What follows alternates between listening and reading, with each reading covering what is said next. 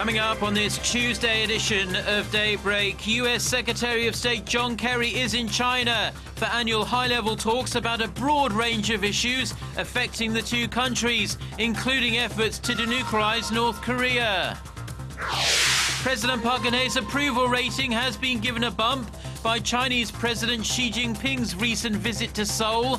The president's numbers have been slipping in recent weeks due to controversy about her cabinet nominations. Plus, Israel calls up reserve troops in anticipation of a possible escalation of hostilities with the Islamist group that dominates the Gaza Strip. Daybreak begins now.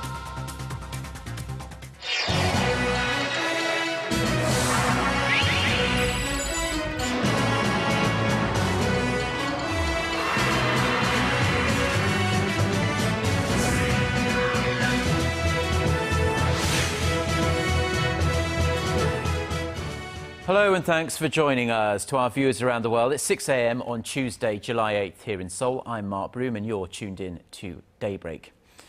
Our top story this morning, the United States and China will hold high-level talks this week about a wide range of issues affecting the two nations. That will also include North Korea's nuclear development program. In the sixth meeting of the US-China Strategic and Economic Dialogue to be held in Beijing on Wednesday and Thursday, Secretary of State John Kerry and Treasury Secretary Jacob Lew will represent the US. Their Chinese counterparts will be State Councilor Yang Jiechi and Vice Premier Wang. Pundits expect the two nations to also exchange views over a string of issues that have strained their ties, like territorial disputes in the South China Sea and Japan's very recent decision to change its security policy and expand its military role. Back here in South Korea, and President Park Geun-hye's approval rating has been given a much-needed shot in the arm by the recent visit of Chinese President Xi Jinping to South Korea. According to a new weekly survey conducted by local polling company Realmeter, the president's approval rating jumped 3 percentage points to 46% this week, marking its first uptick in 4 weeks. President Park's polling numbers had been on a steady decline over the past 3 weeks, largely due to the controversy over two failed prime minister nominations. Now, this shift in sentiment could play into the ruling Seoul party's hands in the run-up to some crucial by-elections at the end of this month, where at least 15 parliamentary seats will be up for grabs. Now, in an effort to break the gridlock and actually get some bills passed at the National Assembly, President Park has invited the floor leaders from the two main rival political parties to meet with her at the presidential office later this week. Our political correspondent Ji Myung-gil reports. With crucial by-elections coming up at the end of the month, President Park Geun-hye is seeking to rally support around the ruling party by breaking a deadlock at the National Assembly. She has scheduled a meeting with the floor leaders of Korea's two main rival political parties and chief policymakers on Thursday, where she will urge them to pass a series of pending bills and settle unresolved issues. The meeting will be the first of its kind since President Park took office in February last year. She is expected to call for bipartisan cooperation in the passage of urgent bills, such as a government reorganization proposal, as well as a special bill aimed at determining the truth behind the deadly Seoul ferry disaster in April, and supporting the victims' families. The government reorganization bill contains a proposal by President Park to abolish the Korea Coast Guard, which is under fire for its poor response to the ferry sinking that resulted in the deaths of more than 300 people. President Park also plans to push for the passage of bills aimed at increasing social welfare and removing excessive business regulations. This week, the rival parties are set to clash at the National Assembly as confirmation hearings for 8 cabinet nominees get underway Monday. With the by-election fast approaching on July 30th, the verification process is expected to be a tough one. Lawmakers from the ruling Seoul party are under pressure to ensure all 8 nominees are confirmed to complete President Park's cabinet reshuffle and rally voter support. The ruling party is also hoping to ward off another appointment debacle, which could hurt the party's chances in the upcoming election. Opposition lawmakers from the New Politics Alliance for Democracy will attempt to pressure at least two nominees to withdraw as part of efforts to highlight the problems with President Park's personnel appointments. Kim Young-git, Arirang News. Now staying in domestic politics, President Park Geun-hye's chief of staff is taking the fall for the administration's recent appointee failures. Standing before the Parliamentary Steering Committee on Monday, Kim Ki-chun, who chaired the Presidential Office's Personnel Committee, said the burden of both successful and failed appointments lies with him. As for the most recent Prime Minister nominee Moon Chang-guk's controversial remarks on Korean history, which ultimately led him to drop his bid, the Chief of Staff admitted it's difficult to check on every comment a nominee has made, either at private gatherings or during lectures. President Park's two Prime Minister nominees withdrew in recent weeks amid controversies over their historical perspectives, like Mr. Moon and post-retirement earnings. South Korea has accepted North Korea's offer to send a cheering squad to the Incheon Asian Games in mid-September. Seoul's Unification Ministry said Monday that it will take steps to prepare for the hosting of the North Korean athletes and the cheering squad, this in accordance with international practices. If all goes to plan, it will be the fourth time for the North to send a cheering squad to a sporting event here in South Korea. The last time a squad visited was 9 years ago during the 2005 Asian Athletics Championships, also held in the port city of Incheon. Pundits expect around 100 cheerleaders to visit this year's Incheon Games. Now, China is continuing with its campaign to press Japan to stop denying its past historical wrongdoings. On Monday, China marked the 77th anniversary of the start of its second war of resistance against Japan, with its largest related event ever. Chinese President Xi Jinping was on hand to address the public, and he stressed that his nation would steadfastly guard history. Shin Se-min reports. Chinese President Xi Jinping commemorated the start of the 8-year war of resistance against Japan at an anniversary event that was larger than ever this year to highlight Japan's wartime atrocities. Although the Chinese head of state avoided mentioning Japan or Abe by name, he said there are still a small number of people who ignore the iron facts of history. The Chinese people who made great sacrifices will steadfastly guard history which is written with our lives and blood. We firmly take the path of peaceful development, and we hope all the nations in the world would also walk the path of peaceful development. The Chinese government marks the event every year, but on this day, 77 years later, the commemoration ceremony was more extensive than ever. The event was carried live on China's state television CCTV, Xinhua Online, and many other media outlets in the nation. This year's event is significant not only for its scale, but also for the live broadcast and the presence of the president, underscoring its importance. The anniversary comes amid escalating regional tensions and a territorial dispute between the two countries. On July 7, 1937, the armies of China and Japan engaged in a battle that now marks the beginning of the Second Sino-Japanese War. That battle is known as the Marco Polo Bridge incident. Chinese defenders were attacked, civilians were slaughtered by gunfire, bombs, and biological weapons, forced laborers died, and women were raped.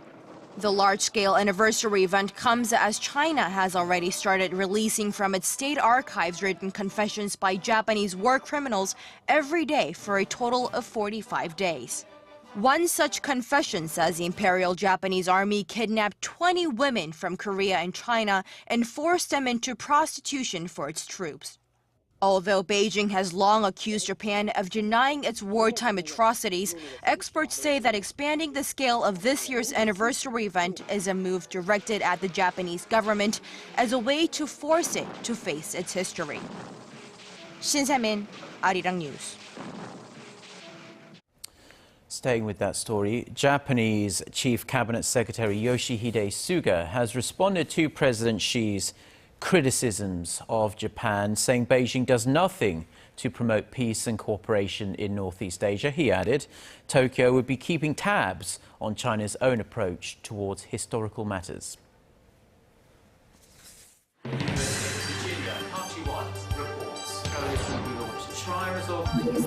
We start before the sun rises to bring you the latest stories out of Korea.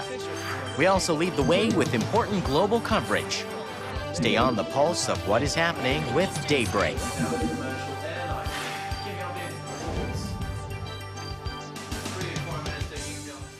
Now, President Park Geun-hye says Seoul is forging ahead with its goal to slash greenhouse gas emissions, but admits that Korean companies fear efforts will drive up their costs. This came out of a meeting between President Park, former U.S. Secretary of Energy Stephen Chu, and President of China's Fudan University Yang Yuliang on Monday in Seoul, where energy policy and climate change were the main topics of conversation.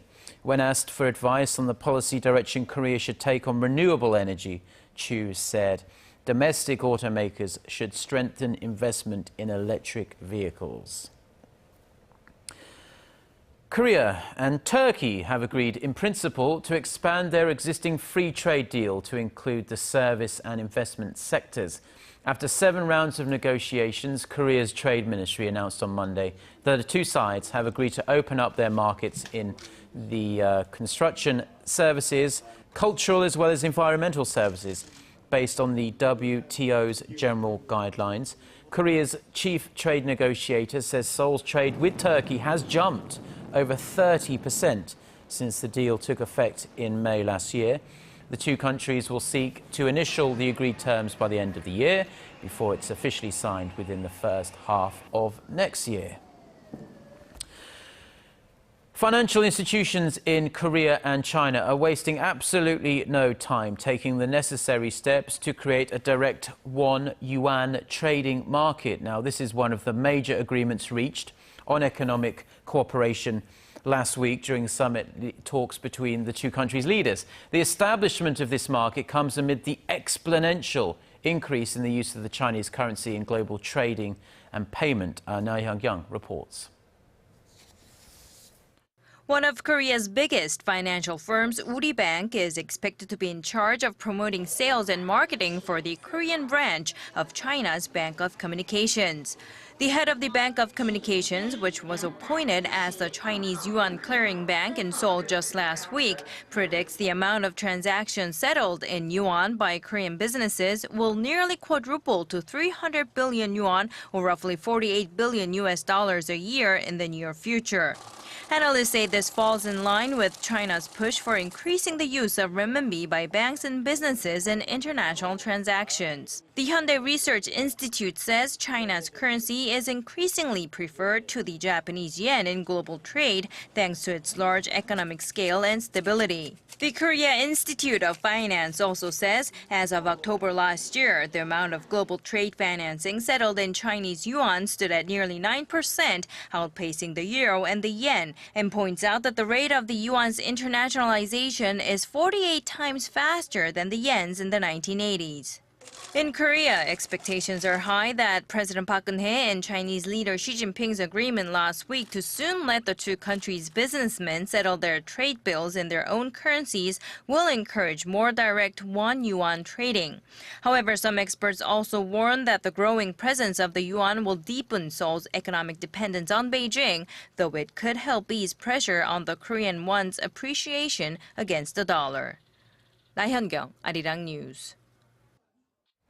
Now, in another sign of joint cooperation, Korea and China are set to embark on a more organised push to fight smog, fine dust and all the other air-based nastiness. The China National Environmental Monitoring Centre and the Korea Environment Corporation are expected to sign an MOU on this Tuesday to strengthen monitoring over a wide range of environmental areas, including air quality, air pollution levels and industrial pollution. A member of the Korea Environment Corporation says the move is based on the agreement on sharing related data that was reached during Chinese President Xi Jinping's recent visit to Seoul.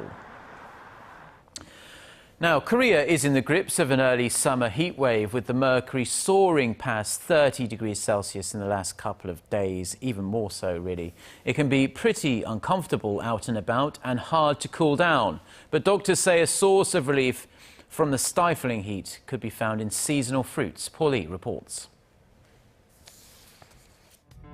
Hot and humid conditions are running rampant through the streets of Seoul during the midday sun, with crowds scrambling to find sweet relief in the form of a freshly made fruit drink.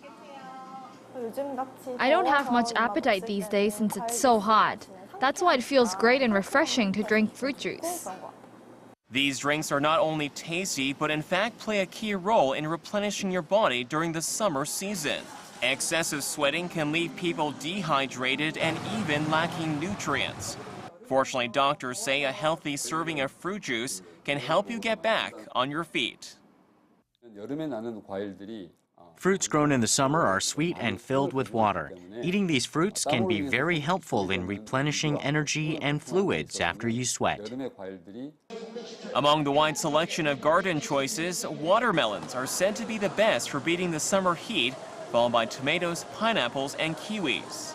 Oranges, peaches, and mangoes are also seasonal favorites. Another helpful tip is to mix fruits in a salad or icy punch, as many of the flavors complement each other for delicious results. Watermelon helps to cleanse your body of waste, while grapes act to supply you with energy. It's recommended that you mix and eat these fruits in a fruit punch to restore your vitality during the fatiguing summer.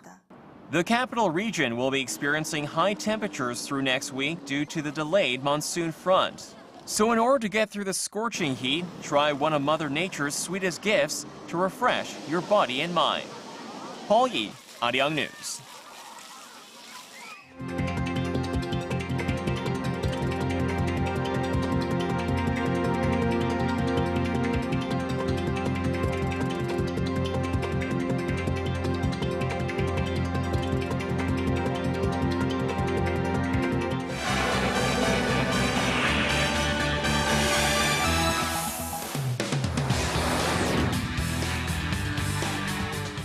Time now for a look through the international headlines we're following on this Tuesday morning. For that, we turn to our Eunice Kim, standing by at the News Centre. Good morning, Eunice. And good morning to you, Mark. A marked escalation of violence looms on Israel's front with the Gaza Strip, as Palestinian militants have claimed Israeli airstrikes killed at least 9 of their comrades. The death toll is the highest since the cross-border war in 2012.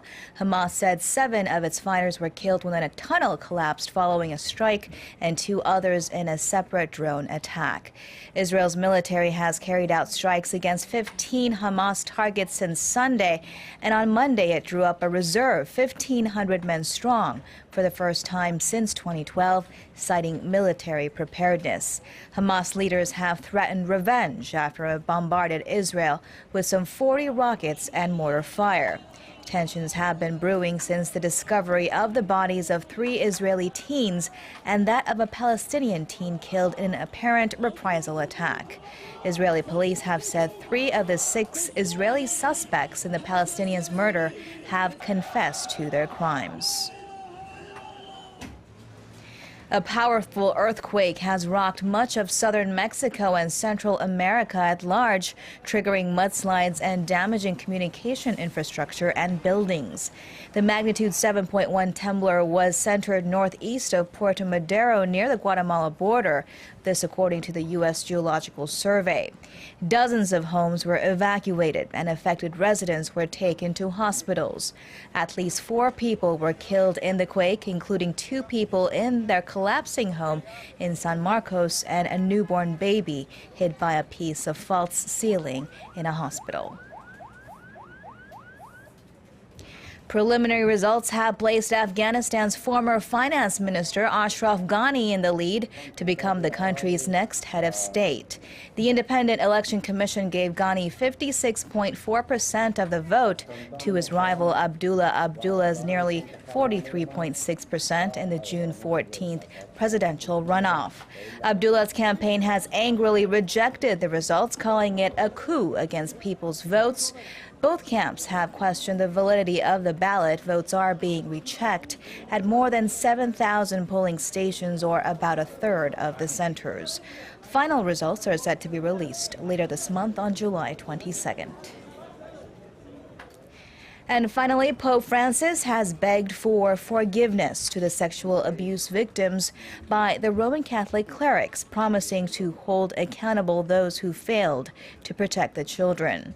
In a private morning mass with 6 adult victims from Ireland, Britain, and Germany, the pontiff said he felt in his heart deep pain and suffering for the, quote, sacrilegious cult, and noted the cover-up was as bad as the crime. It was his first meeting with victims in his 16-month-old pontificate, drawing criticism that it did not happen earlier. Critics are calling for follow-up action that proves the meeting was not simply a ceremonial event.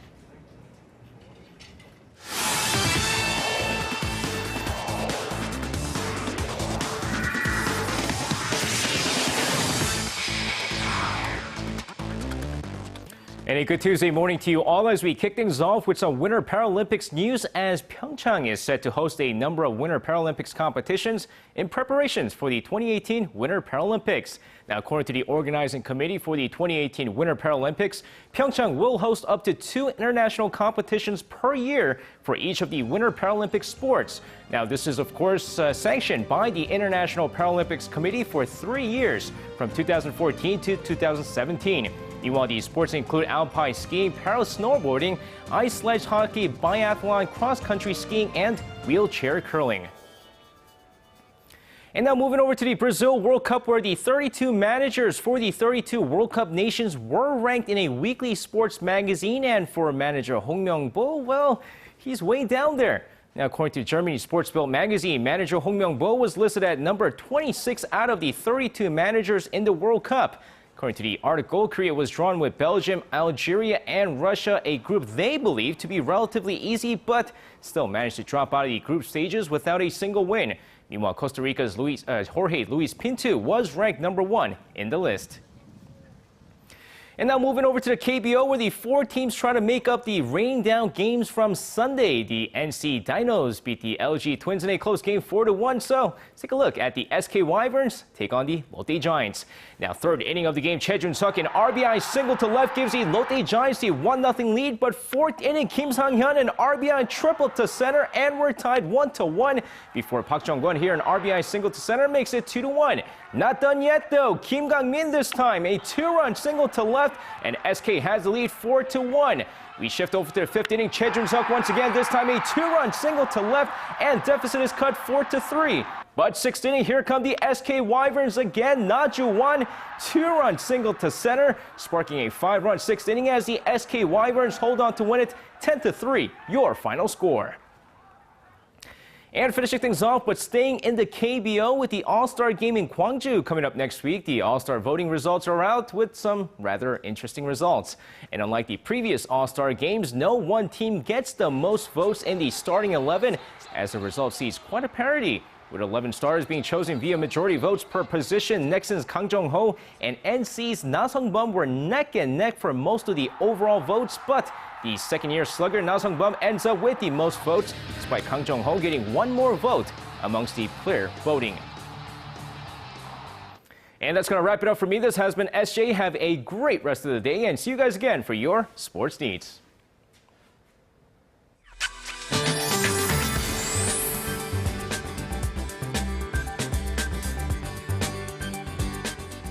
Good morning. Well, it was such a sweltering day yesterday here in Seoul under strong sunshine.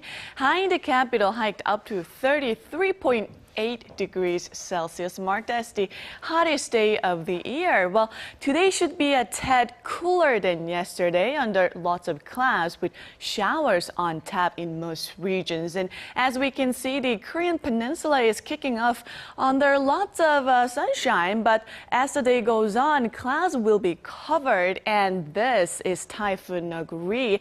It's gaining power gradually, and it's on track to Okinawa, Japan. So Korea will be indirectly affected by it today. Strong winds and high waves are expected in the southern coastal regions. So please do keep that in mind. And here are the readings for today. The morning low here in Seoul is starting out at 23, then the high will rise to 29, while Daegu and Gwangju will have a daily high of 30 and 31 respectively, and Busan should make it to 28 this afternoon. And for other regions, it looks like down in Jeju and Daejeon should see a high of 28 and 30, and Dokdo will reach 27. Well, that's all for now, but please pay special attention to the weather forecast in advance in case throughout the day. Thank you very much, Gian. And those are the stories we have for you at this hour. Korea Today is coming up in 30 minutes' time, and we'll be back at the same time tomorrow. Until then, goodbye.